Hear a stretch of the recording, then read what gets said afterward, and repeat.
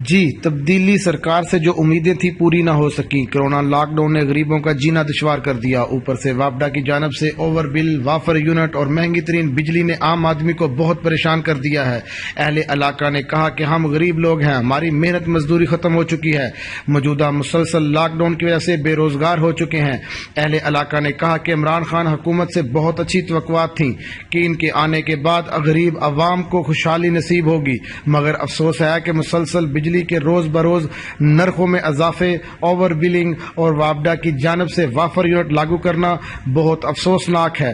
ہم غریب لوگ ہیں، بچوں کے لیے عید کے کپڑے جوتے نہیں خرید سکتے، آٹے گندم کا بحران پیدا ہو چکا ہے۔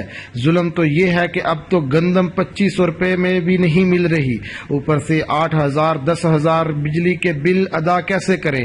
اعلیٰ حکام سے گزارش ہے کہ فی الفور گھریلو بجلی صارفین کے فی یونٹ میں کمی کی جائے۔